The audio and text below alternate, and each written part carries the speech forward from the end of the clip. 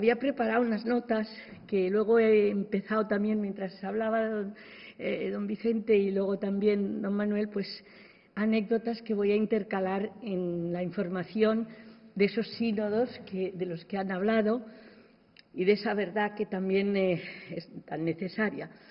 Dicen que en Italia hay sitio para todos, incluso para tener la más pequeña de las repúblicas, que es la de San Marino, y uno de los estados más poderosos del mundo, la ciudad ciudad del Vaticano, Santa Sede, que algunos con ese humor que tienen dicen SCV, dice si Cristo viniera. Son 45 hectáreas, la mayor parte son jardines preciosos, donde todas las tardes el Santo Padre va a rezar el rosario y llega hasta la cueva de Lourdes, que está en los jardines, junto a la torre de San Juan. La verdad es que en esas 45 hectáreas de ese país que tiene 1.100 millones, digamos, de súbditos, que son los católicos del mundo en los 5 continentes, hay de todo. Hay fuentes en los jardines, por ejemplo, hay una fuente que es como una señora romana, una matrona romana, llamada por los monseñores la solterona, porque dicen que en ese estado es difícil que encuentre con quién casarse. Hay, una Pontificia Academia de las Ciencias con premios Nobel que están dentro de ella, y de que salen muchas veces documentos, porque el Santo Padre pide sus comentarios, sus informaciones, sus informes. Está la Torre de San Juan, preciosa, donde Juan XXIII, cuando le estaban arreglando el apartamento, escribió la famosísima Pacem in Terris, que es una de las grandes encíclicas. Hay un helipuerto también en esas 45 hectáreas, helipuerto que tuvo que construir a prisa y corriendo en el pontificado de Pablo VI, porque fue Nixon a ver al Papa con su helicóptero tan pesado y tan grande, y como no había tierra, no había cemento como pista, sino tierra, se quedó incrustado porque llovía a cántaros ese día y luego era dificilísimo salir de ese. Entonces decidieron inmediatamente hacer un helipuerto dentro también del Vaticano. Hay una estación de tren con una puerta de hierro que se abre para ir a Italia. Un papa que fue en tren fue Juan XXIII, cuando fue a Loreto, y luego también lo ha usado muchísimas veces Juan Pablo II, Benedicto también ahora cuando fue a Asís. Pero Juan Pablo II quiso hacer la jornada del ferroviario y salió de Roma, salió de la Ciudad del Vaticano, se abrió la puerta con la frontera con Italia y llegó al depósito de las locomotoras, donde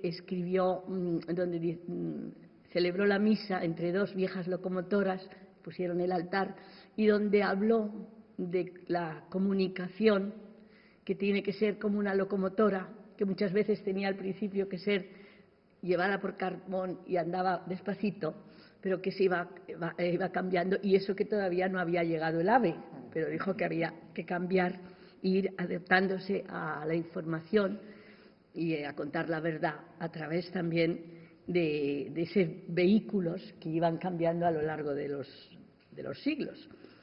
Hay un convento de clausura y una casa de los más pobres, porque Juan Pablo II dijo que en esta ciudad, en este estado, no podía faltar un convento de clausura, porque si hay algo extraordinario y que puede cambiar el mundo es la oración, y entonces las religiosas de clausura son también el gran motor que puede cambiar el mundo a través de esa oración.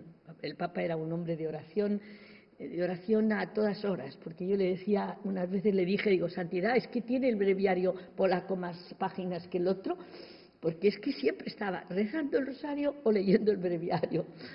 Y dijo eso. Y entonces se ha puesto este convento, Mater Ecclesia, que puso como primer capellán de las monjas a don Pedro López Quintana, un español, que ahora es nuncio en Canadá.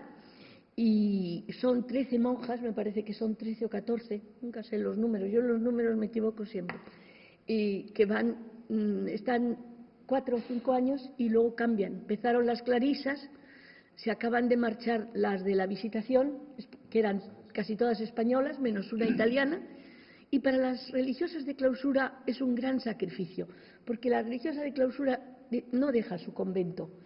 Es una de las normas que tienen, entran en un convento y allí siguen rezando y se adaptan a su convento, con lo cual salir de ese hábitat suyo les cuesta muchísimo. Entonces ahora no sé lo que van a hacer, porque realmente han visto el sacrificio tan grande que es y cómo ellas en el fondo quieren estar con sus superioras y en su propio convento. Ahora todavía no ha habido carmelitas, carmelitas de Madre Maravillas, carmelitas de los dos tipos de carmelitas que hay, y luego la Visitación. Empezaron, como digo, con las clarisas. Juan Pablo II iba muchas veces a la capilla que tienen ellas dentro de este convento, de los jardines, y se encontraban las religiosas cuando iban a las vísperas, a rezar vísperas, pues se encontraban que el Papa estaba en primera fila rezando con ellas y les causaba pues una emoción grandísima, me contaban. La casa de Madre Teresa, se la encomendó a Madre Teresa, es una casa para los más pobres, que inauguró Juan Pablo II y la bendijo, y fue otra de las muchas veces que he tenido ese privilegio grandísimo de conocer a Madre Teresa, de hablar muchas veces con Madre Teresa, y quiero contarles la anécdota última de Madre Teresa, porque yo a Madre Teresa la quería muchísimo, sabe que ella tiene el gran deseo de despedirse del Papa y de morir en Calcuta, dos cosas que consigue. Se está ya muriendo, lo sabe ella, y va a Roma el día de San Pedro. Está oyendo la misa, está en su silla de ruedas, cuando el Papa entra en la basílica y la ve entre los enfermos y se acerca a ella y se abrazan, la bendice y fue el adiós con el Papa. Después Madre Teresa se despide también del cardenal Lagui, que le había ayudado mucho en su epopeya de caridad en Calcuta, y el cardenal cuando la ve que se va a morir, no había más que verla ya lo mal que estaba, y le dice: Madre Teresa, ¿y cuando se muera qué le va a decir San Pedro? Y entonces con aquellos ojos pícaros que tenía, aquella sonrisa desarmante, le dice: me va a echar una bronca. Se quedó el pobre cardenal: ¿cómo una bronca? Sí, porque le he llenado el cielo de pobres. Bueno, esta era Madre Teresa, que tiene su casa que se llama Don de María, donde todos los días se dan de comer, donde tienen algunas personas, pocas porque es muy chiquitita, dentro. Las dos cosas que quiso el Papa que hubiera dentro del Estado Vaticano. Hay una farmacia que llevan los hermanos de San Juan de Dios, una farmacia maravillosa, donde ellos han creado un crecepelos que por lo visto es fantástico, y luego un anís buenísimo, también hacen ellos. Tiene un ejército formado por guardias suizos, 112 guardias suizos, que juran bandera el 6 de mayo, en recuerdo de cuando dieron la vida por el Papa Clemente en el Castillo del Ángel, en el Sacro de Roma, y tienen que ser católicos, buena conducta, y el párroco tiene, para entrar en el ejército del Papa, los soldados, la infantería más gloriosa del mundo, dicen, y más pequeña, tiene que, en lugar de ser un militar el que da el visto bueno, por así decirle, a la petición, lo tiene que hacer el párroco de su cantón.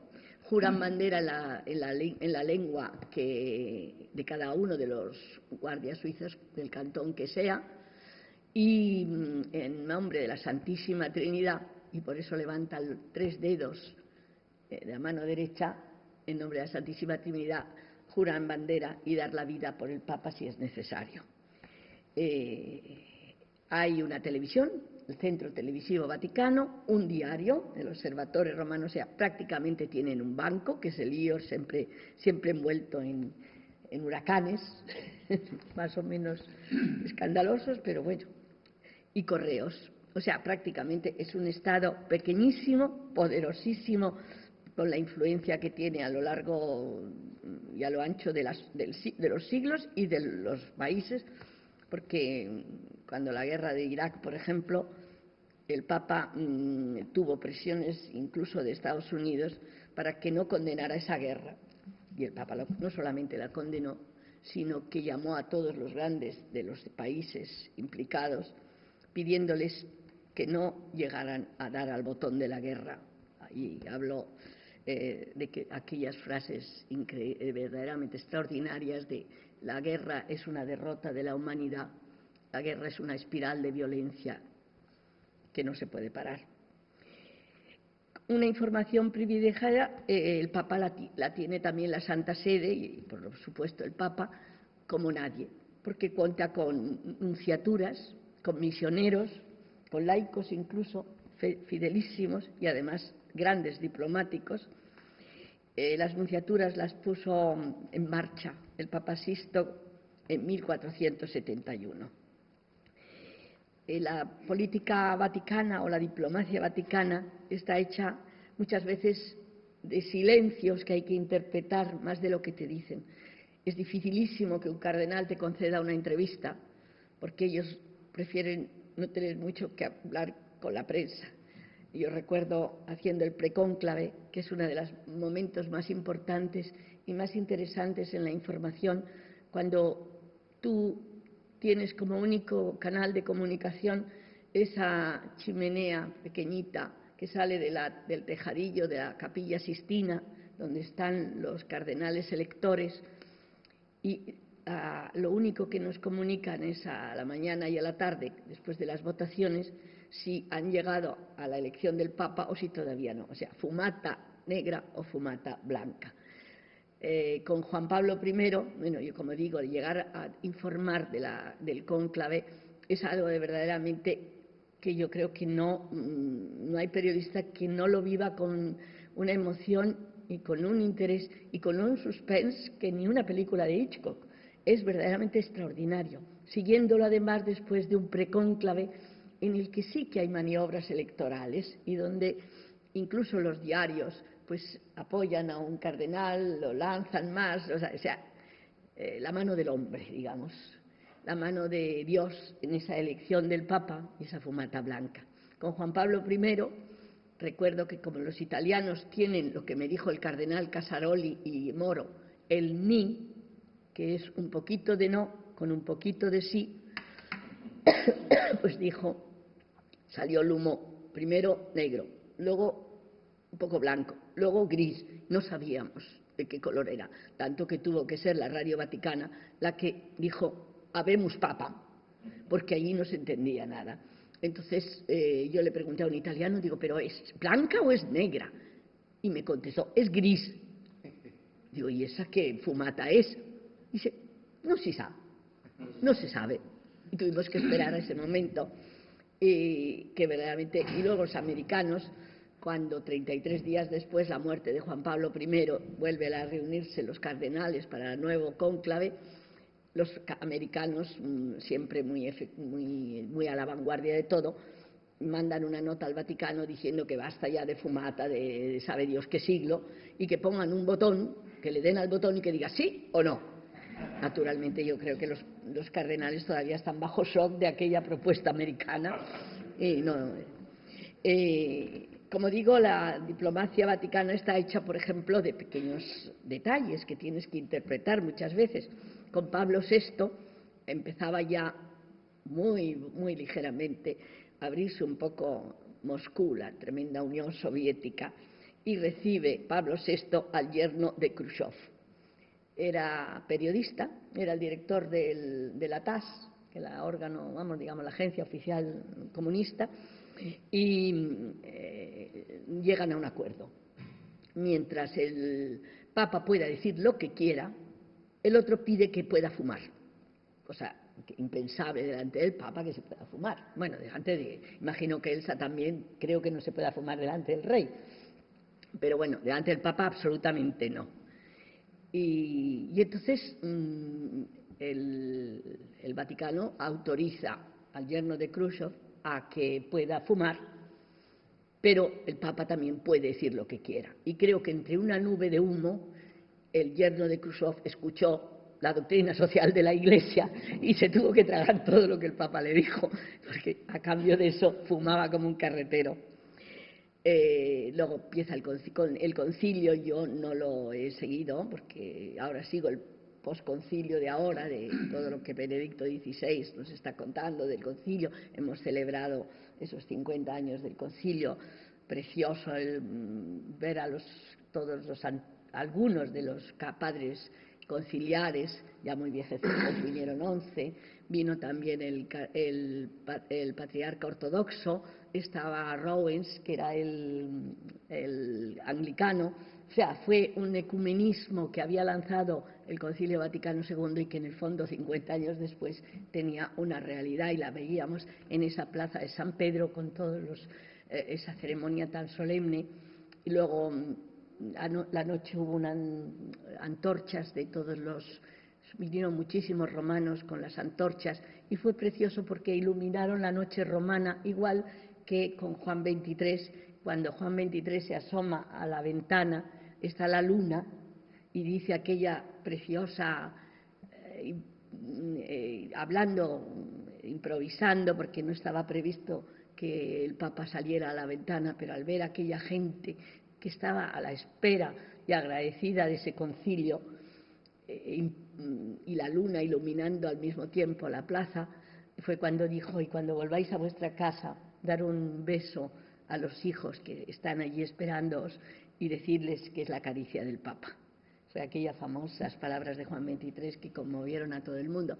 Benedicto XVI ahora también, todos estos 50 años, al salir a la ventana con todas las antorchas que venían desde el Castillo del Ángel hasta la Plaza de San Pedro, dijo: permitidme que recuerde a nuestro amado Juan XXIII y también mande a vuestros hijos una caricia del Papa.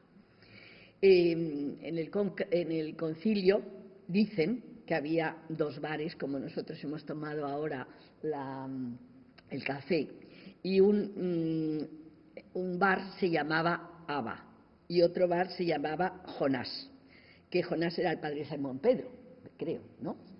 Y entonces el bar Abba era Barraba, como Barrabás. Entonces algunos de los cardenales decían: ¿dónde vas? Yo a tomar café con el diablo. El bar Abba y el bar Jonás. Un taxista también se cuenta que un taxista romano coge a 2 cardenales, o de los 2 padres conciliares, y le dicen: llévenos al concilio. Claro, convencidos de que todos los taxistas de Roma también sabían que había un concilio. Y dice: ¿a cuál? ¿Al de Trento? ¿Hay que ir a Trento? Bueno, Juan Pablo I sabía la importancia del periodista, tanto que cuando después de su elección quiso recibirnos a todos los que habíamos cubierto el cónclave, nos recibe en la Sala Regia del Palacio Apostólico y nos dice algo que no se me olvidará nunca. Dice: sois tan importantes hoy los medios de comunicación, los periodistas, que si hoy viviera San Pablo sería periodista y buscaría desesperadamente enchufe para entrar en un informativo. Ahora también nos añadió: he leído después todo lo que habéis escrito y qué poquito habéis adivinado de lo que ha pasado.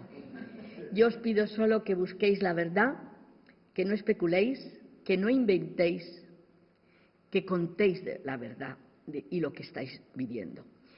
Y la realidad es que cada año, como ha dicho el señor obispo, hay un mensaje del Papa a los medios de comunicación social muy importante. Juan Pablo II en uno de ellos nos decía: el periodista debe ser un buen receptor, porque para comunicarse debe escuchar. Por el doble servicio a la verdad y a la sociedad, los profesionales constituyen un poder social, de ahí que su libertad está especialmente amenazada.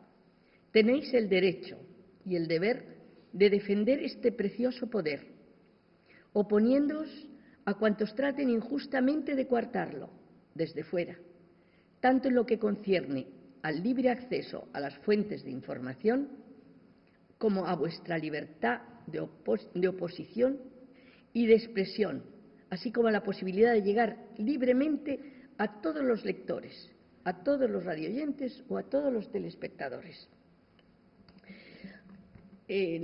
la importancia del periodista en la Ciudad del Vaticano. Yo digo, Ciudad del Vaticano es la Santa Sede, pero bueno, hablo del Vaticano porque es donde está todo el punto.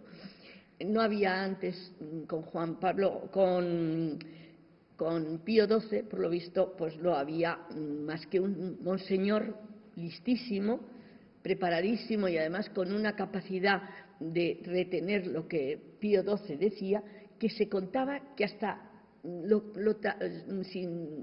decía todo exactamente, comas, puntos y todo de lo que había dicho. Era monseñor Pucci, que se equivocaron y le llamaban muchos Puccini, como el músico. Entonces tenía unos monseñores que le ayudaban, claro está, para luego pasar esos discursos, poquitos discursos que pasaban a la prensa, y le llamaban la banda Puccini. Y tanto se le llamaba la banda Puccini y era tan conocido que, por ejemplo, un día Pío XII dice: este discurso mío, qué bien está, ¿quién ha sido? ¿El de la banda Puccini? Y luego se quedaron todos así, que fue Pío XII con lo serio que era. Bueno. También es verdad que entonces no se ayudaba al periodista, no se consideraba que era importante, o bastaba con lo que la Santa Sede diera de un informe del Papa o un discurso del Papa, sin nunca tener una rueda de prensa, por supuesto, ni nada de... Tanto que se cuenta de un periodista del Corriere della Sera que quiere preguntar algo en la Secretaría de Estado, se pasa toda la mañana allí, no hay medio de que ninguno le quiera hablar, todos tienen prisa, ninguno quiere hablar con él, y ya desesperado, ya llega casi la hora de comer, se encuentra un monseñor que viene de la calle y le dice: monseñor, ¿sigue lloviendo? ¿Qué tiempo se ha quedado? Y el monseñor le dice: eso no me lo pregunte a mí, se dirija a mis superiores. O sea, informar era bastante difícil. La verdad, en la información, son normas que nos dieron en la Santa Sede, desecha la superficialidad, la aproximación. Son esos periodistas del más o menos y que son peligrosísimos. Esos que te dicen: es que lo ha dicho la tele o es que lo he oído en la radio, y ya con eso hacen pues un artículo. Decía Borges que no se puede confundir la verdad con el cuerpo 12. El más o menos, pero es peligroso, pero también la manipulación. Recuerdo siempre aquel de la catequesis de Juan Pablo II, cuando habló de algo que cualquier mujer encuentra que es lo más bonito que se pueda decir, que es: el Papa habló, comete adulterio de corazón aquel hombre que ve en la mujer que quiere un objeto de deseo, sin ver en ella a la compañera, a la amiga, a la madre, a la esposa, y era decir eso, adulterio de corazón, porque no se puede solo mirar a una mujer como un objeto de deseo. Algo que fue precioso, adulterio de corazón, lo denominó el Papa. Bueno, muchísimos medios, naturalmente tendenciosísimos, empezaron a decir que si te gusta tu mujer, que ya cometes adulterio. O sea, una cosa que siempre hemos querido a la mujer, que se nos viera, pues eso, como lo que somos, como lo que hacemos. Y fue manipulado totalmente aquella frase de Juan Pablo II en la encíclica. Como se ha manipulado también y se ha hecho pues como una chirigota cuando hemos visto a Benedicto XVI con el tricornio de la Guardia Civil puesto en la cabeza. O sea, lo llevaba puesto. Y no vamos a ver por qué se ha puesto el tricornio. Entonces yo me acuerdo que me fui, porque hay que llegar a buscar el porqué de las cosas, no quedarse solo en la imagen que ves sin indagar o sin... Hay algo que tiene que haber cuando un papa se pone un tricornio. Entonces yo fui a hablar al capellán que le había dado el tricornio junto con 3 chicos de la escuela de la Guardia Civil, 3 alumnos, y por lo visto fueron como un homenaje al Papa, llevándole el tricornio de lujo, el que llevan de uniforme de gala. Y el capellán le dijo al Papa: son como los carabinieri italianos, Santidad. Luchan por la paz, combaten el terrorismo. Muchas veces en ese combate del terrorismo en el norte de España mueren, pero defienden la paz y defienden al hombre. Y el Papa que lee muy bien el español, pero que no lo habla y lo entiende, él oye combatir el terrorismo, defender la paz. Y entonces cogió el tricornio y dice, yo también. Y se puso el tricornio. O sea, si tú cuentas la realidad de eso, no es el Papa que ridículo se pone un gorro de la Guardia Civil y que algunos le llamaron entonces Benemérito XVI, sino que tú tienes que contar el porqué se ha puesto ese. Naturalmente no podemos llegar al rigor del Observatorio Romano, que perdió el scoop de ser el primero órgano de la Santa Sede, que había sido elegido Juan Pablo I por un error en la frase, en latín. Claro, un observatorio romano que en latín, lengua oficial de la Iglesia, se equivoca en yo no sé si era ¿cómo se llama? Un acusativo o un complemento. La cosa es que el hijo de uno de los que estaban montando el periódico, en la imprenta, había estudiado latín y le dijo, ¿pero qué estáis poniendo? Habéis puesto nominum, no puede ser. Y entonces tuvieron que volver a escribir esa página del periódico y salió el Mensajero antes, dando la noticia de que había sido elegido Juan Pablo I en lugar del Observatorio Romano, porque por lo visto el nominum era qui civit nomen imposit, y él puso nominum. Y entonces, claro, era un error tan garrafal, eso el señor obispo lo sabe mejor que yo me quedé en el rosa rose y ya no me acuerdo de más. Y luego, por ejemplo, la facilonería esa del periodista, por ejemplo, que después de un documento del arzobispado americano, muy complicado y difícil, llama al arzobispo de Washington, norteamericano, y le dice, ¿por qué no me lo manda por fax? Dice, no, mejor, hágame un resumen y dígame algunas ideas. O sea, tú no te puedes permitir eso, tienes que leer el documento. En la información del Vaticano se descarta el sensacionalismo. Indro Montanelli decía que la prensa actual está enferma de sensacionalismo. Por ejemplo, en los viajes del Papa, ese sensacionalismo de algunos que enseguida buscan más que lo que ha dicho el Papa, que ha habido alguien que ha sido detenido porque iba a atentar al Papa. Mentira, a lo mejor han cogido a 3 o 4 que pueden ser peligrosos porque pueden crear problemas, eso, y el país que quiere tener la seguridad total del Papa, pues los tiene. Viajes del Papa siempre se cargan con posibles amenazas de muerte. Es una cosa que, sobre todo, siempre se sabe quiénes buscan la amenaza de muerte. Y en este caso, pues yo recuerdo en 1991 al que es el presidente de la Lombardía ahora, Roberto Formigoni, durante la Guerra del Golfo, que en el telediario de la RAI dice en la universidad donde había dado una conferencia que sabe que el Papa corre serio peligro por sus llamamientos en favor de la paz durante la Guerra del Golfo. Esa frase, simple frase diciendo corre peligro y así lo comentó, al día siguiente el diario La Stampa la publica con este titular: Formigoni debe decir lo que sabe. El Corriere della Sera: grito de alarma de Formigoni.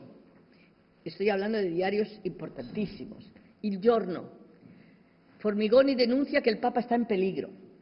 El Mensajero: riesgos para el Papa. L'Unità, el órgano del Partido Comunista: presiones políticas sobre el pontífice, amenazas a Juan Pablo II, el Vaticano no desmiente. Al final, Navarro Valls, que era el portavoz de la Santa Sede, advirtió que todo era falso. Y Formigoni terminó rectificando diciendo: no he hablado de amenazas, ha sido una mala interpretación. Me lo dijo una agencia de prensa y esto lo dice el día que hay huelga de prensa y no se enteró absolutamente nadie de lo que había dicho. Total, todo el mundo se quedó con los titulares de los periódicos. Va contra la verdad en la información, por ejemplo, también lanzar acusaciones que comprometan la dignidad del individuo.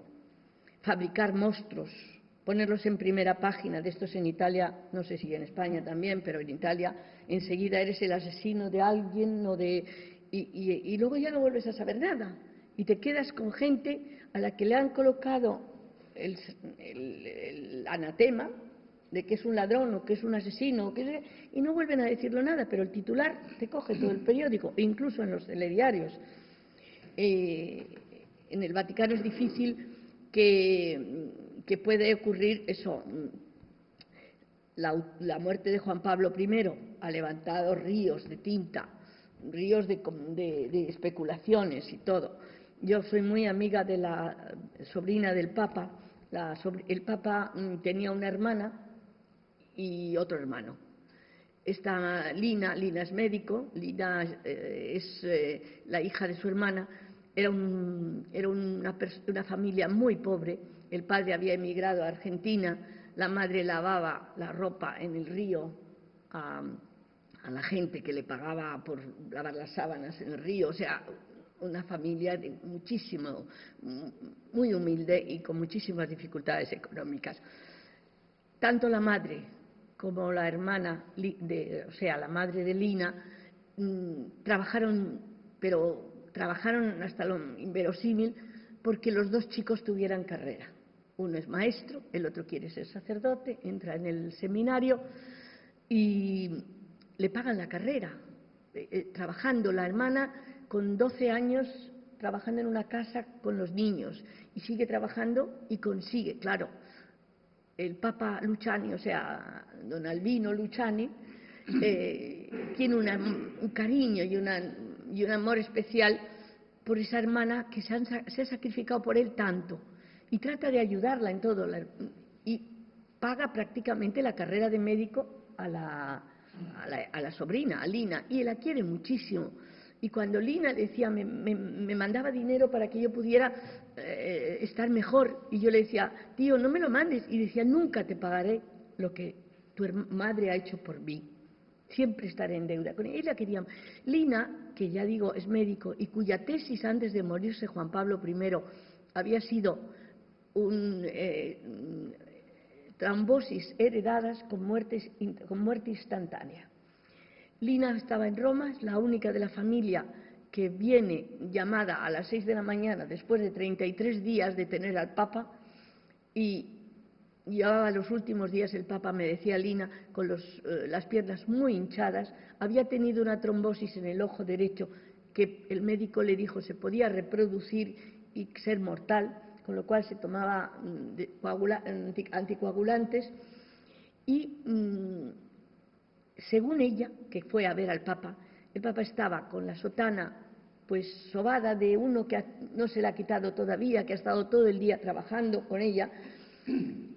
Luego ya le cambian, pero ella, como es la primera que entra en la casa, le ve muy sereno, tanto que ella dijo, no ha sido un infarto, porque un infarto tiene un dolor grandísimo, por lo visto, y da tiempo a veces a llamar, y él tenía posibilidades de llamar. Para ella, dice, fue un trombo que desde las piernas le subió al corazón y le dejó con muerte instantánea. Estaba muy sereno, una cara muy, muy tranquila. Ella cree que estaría trabajando. ¿Por qué viene toda esa novela policíaca que se crea, que el Vaticano no desmiente? Dice que no lleva a la explicación. En eso yo creo que hacen mal, porque muchas veces se debe explicar, te crean o no te crean, pero la verdad la tienes que por lo menos hacerla escuchar. Entonces, el problema es que la religiosa Sor Vincenza, que era la misma que llevaba la congregación de religiosas que cuidaban desde cuando era obispo de Belluno, y luego ya siguen con él cuando es patriarca de Venecia, le ponía el café en la antesala del dormitorio. Lo ponía y luego lo iba a recoger. Va a buscarlo a las 6 de la mañana, pensando el Papa ya se lo ha tomado, ve que el café está allí todavía, instintivamente va, ¿qué ha pasado? Y entra y se lo ve en el suelo, muy muerto. Entonces, el cardenal Biló, que es el secretario de Estado, piensa, ¿qué van a decir si decimos que ha sido Sor Vincenza la que ha encontrado el cadáver del Papa? Es decir, que la monja entra en el cuarto, y una cosa tan sencilla como era decir la verdad, empiezan a no decirlo no, ha sido el secretario, ha sido el cardenal, ha sido, y claro, pues aquí hay algo. Y Biló, bueno, Lina va a ver a Sor Vincenza llorando en la cocina y le dice, no lo crea nada de lo que están diciendo. Ha sido esto lo que ha ocurrido. Dicen, ¿por qué no hacen la autopsia al Papa? Porque, claro, cuando empieza toda esta cantidad de noticias, estas novelas policíacas que empiezan a crearse en torno a la muerte de Juan Pablo I, entonces dicen, ¿por qué no hacen la autopsia? Que se verá enseguida, porque se lanza que si Marcinkus, que si el veneno, que si no sé qué. El Papa Pablo VI, me parece, Eligendo Pontifice, Eligendo, dice que si, por respeto a la figura del Papa, que si puede ser nunca se haga una autopsia. Había ocurrido aquellas fotos de Franco, que eran terribles, con los tubos, con todo. Habían hecho fotos al cuerpo de Aldo Moro, que había sido asesinado, mientras le estaban haciendo, estaba en la morgue, en el, ¿cómo se llama la morgue? En el obituario, sí. No sé, ya me hago un lío. Sí, y lo publica el diario, la revista El Europeo. Entonces, ante esas fotos terribles, incluso sacaron el cerebro de Mussolini para ver cómo era y hacerle las fotos, ante ese sensacionalismo tan macabro y tan terrible, el Papa escribe en aquella Pontifice Eligendo si es posible que no se haga la autopsia del Papa. Los cardenales saben que esa es la voluntad de Pablo VI, la respetan, además dicen, ¿por qué vamos a hacer la autopsia si ninguno de nosotros piensa que ha sido un crimen, sino una simple, enfermedad o lo que fuera, un accidente, pero de su salud? No vamos a hacer la autopsia. Porque si hacemos la autopsia, ya el hecho solo de hacer la autopsia da pie a que se diga, no lo cree.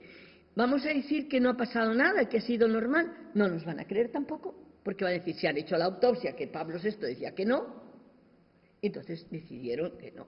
Y dejaron correr todas esas ríos de tinta que siguen todavía en algunos casos contándose.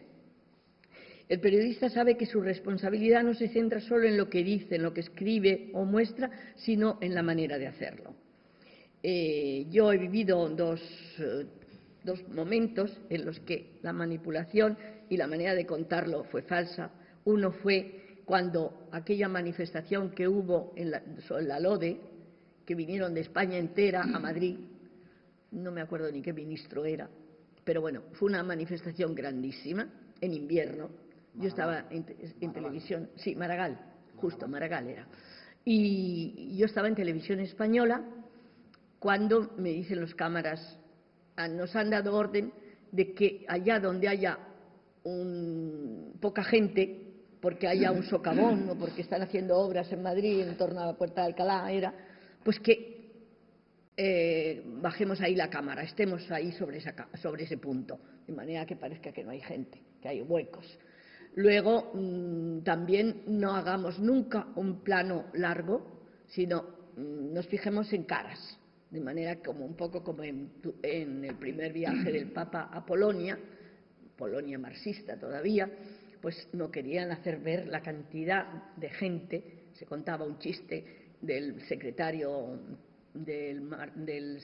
comunista polaco, el poderoso Gierig, que decían, ¿sabes que se ha descubierto que tiene leucemia en el viaje del Papa? Y tú le veías tan sonrosadito, tan gordito, y dices, ¿ves que no lo parece? Dice, sí, porque se ha descubierto en el viaje del Papa que tiene 3 millones de glóbulos rojos y 35 de glóbulos blancos, por lo que había sido ese viaje del Papa. Bueno, pues planos cortos también, como en Polonia, para que no se viera nunca la cantidad de gente que había, y luego a la chica que daba el tiempo, cargar las tintas sobre el mal tiempo que hacía en España. Llueve en el puerto, cierto cerrado, llueve, nieva, todo. Claro, la gente dice, ¿dónde nos metemos en camino para ir a Madrid? De manera que también desinflar un poco el deseo de la gente de venir.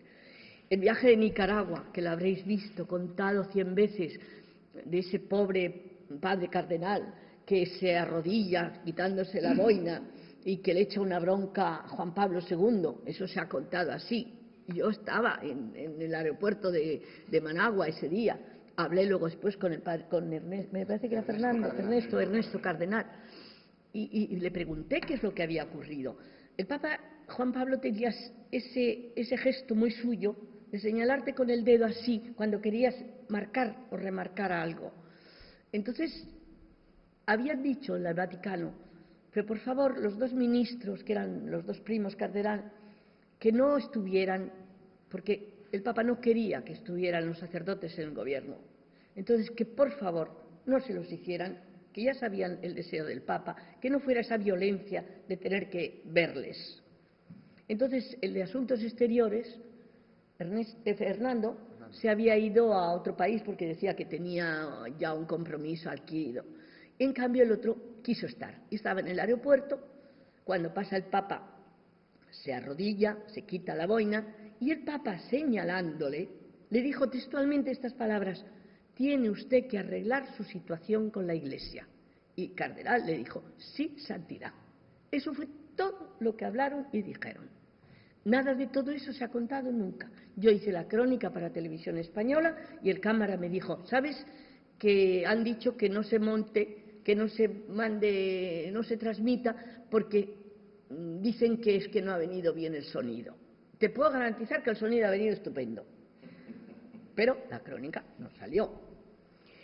Estad alertas para evitar que las informaciones, decía el Papa, se limiten al aspecto superficial, y para evitar hay que subrayar los lados negativos o sensacionalistas, sin tener en cuenta los derechos individuales de cada persona. Es un deber expresar los valores dignos de ser defendidos y que puedan contribuir a la construcción de la comunidad y a la promoción del hombre. Informar en la verdad significa expresar la verdad como verdadero, lo verdadero como verdadero, lo que se tiene por cierto como cierto, lo dudoso como dudoso, lo probable como probable, el error también como error. ¿Cuántas veces decimos, por ejemplo, damos ilusiones sobre una medicina sin comprobar, diciendo ya se ha descubierto la lucha contra el cáncer, ya tenemos la medicina? Creas unas ilusiones a una cantidad de personas que luego no es verdad. Espera, infórmate bien, di que están en experimentación, no la des como hecho.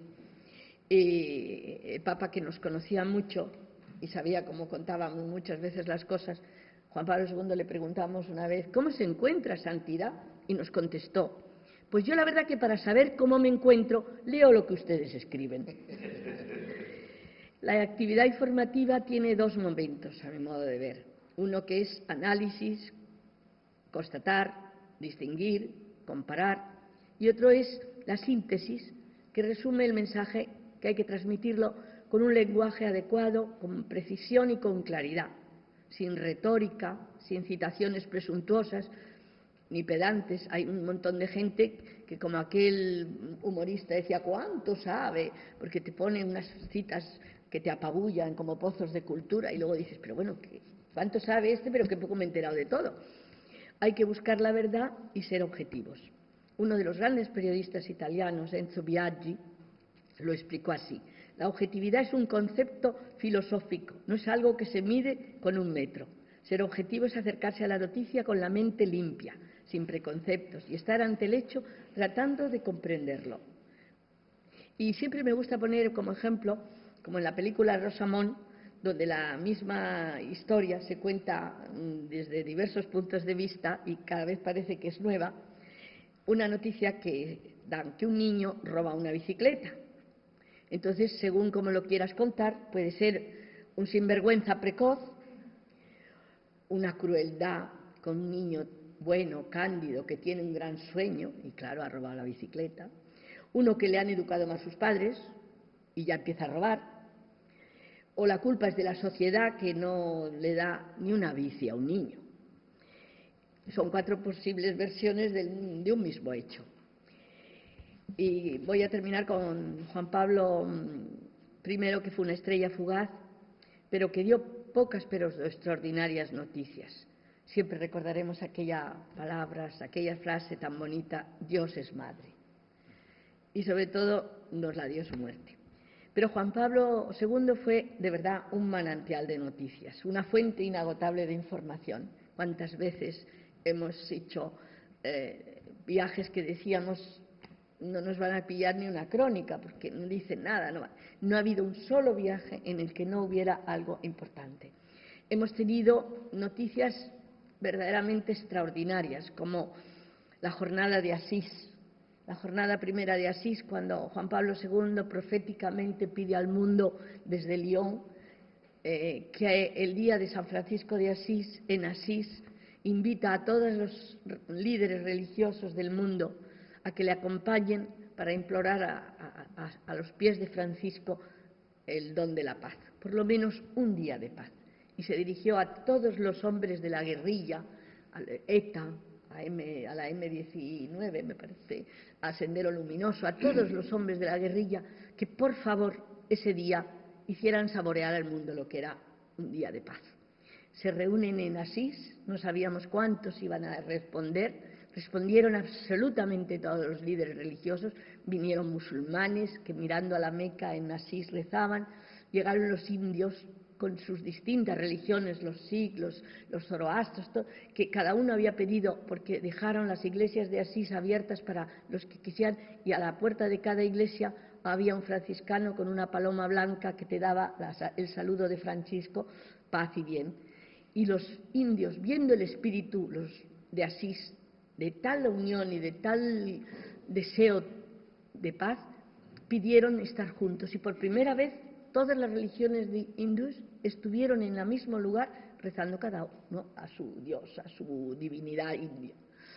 Estuvo el Dalai Lama en otro sitio, los budistas, todos, absolutamente todos. Vinieron el gran sacerdote de los Pieles Rojas, como una película del oeste, con sus plumas de colores, el calumet de la paz, y soltaba ese humo del calumet de la paz diciendo: oh Dios de la guerra, desaparece de nuestro horizonte, Dios del viento, llévatelo, Dios del sol, tráenos la paz. O sea, cada uno en el Papa con los ortodoxos, Madre Teresa también, los cristianos se reunieron en la catedral de Asís. Vinieron también el gran sacerdote de la selva de Togo, representando África, y echaba agua al suelo también, como el agua en la fertilidad en África, para pedir la paz.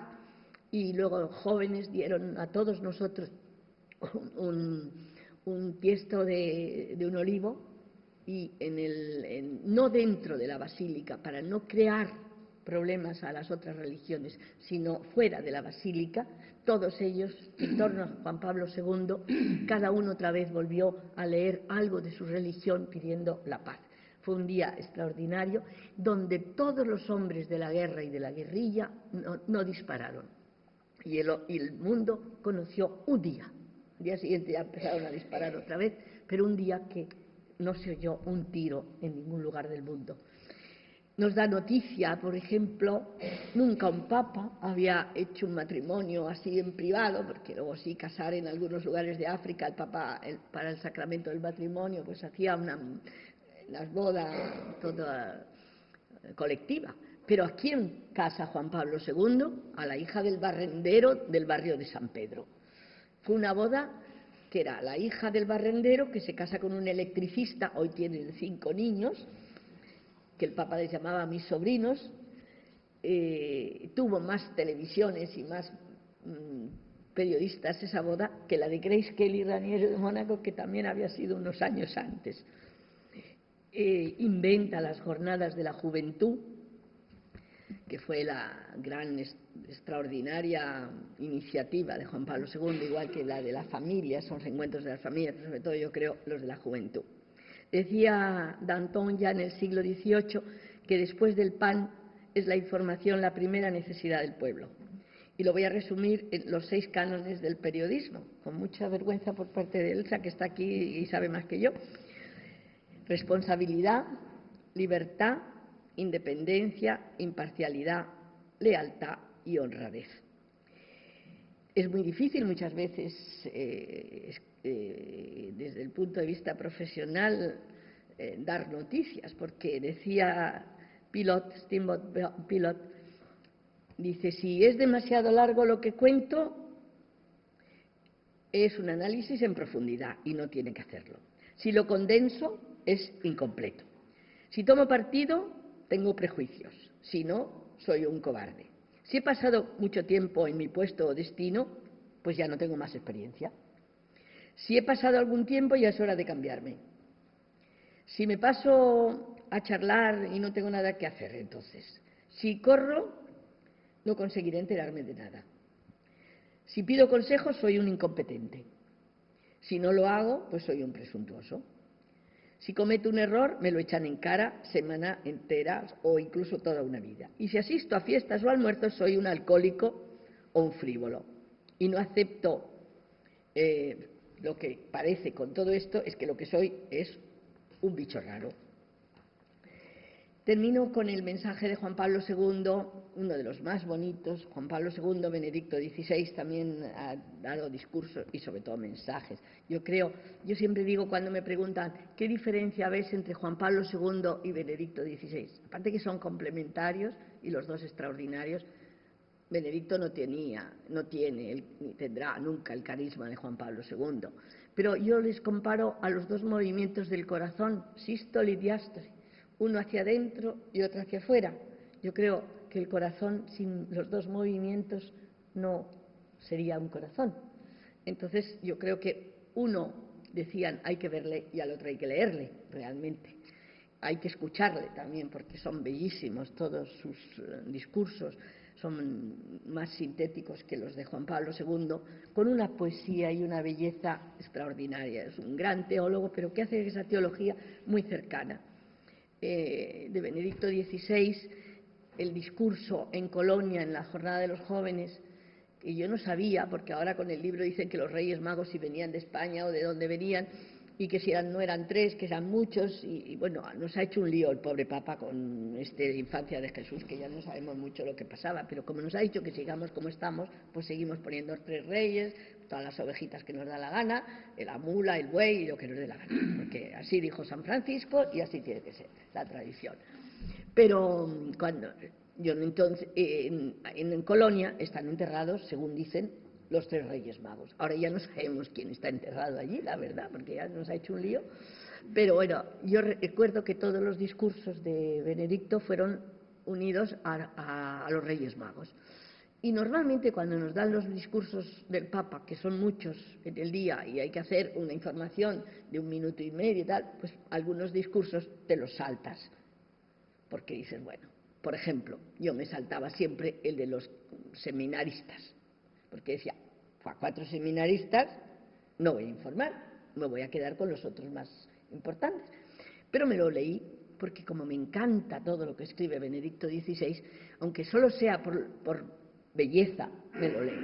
Y me leo el discurso de los seminaristas, que fue tan bello, tan bello, tan bello, que hice la crónica sobre los seminaristas, cosa que no había hecho nunca. ¿Cómo explica Benedicto? Yo os la aconsejaría que lo vierais en internet o como sea, porque era tan bonito. O sea, él pone como ejemplo, porque estaba muy ligado todo, como decía, a los Reyes Magos, el seminario, la cueva de Belén. Allí está Jesús, irradia esa luz, esa estrella que guía a los reyes de Oriente, pues es esa luz que a un seminarista, a un chico, a un hombre, a lo que sea, le llega y le hace ir hacia esa cueva. Va al seminario.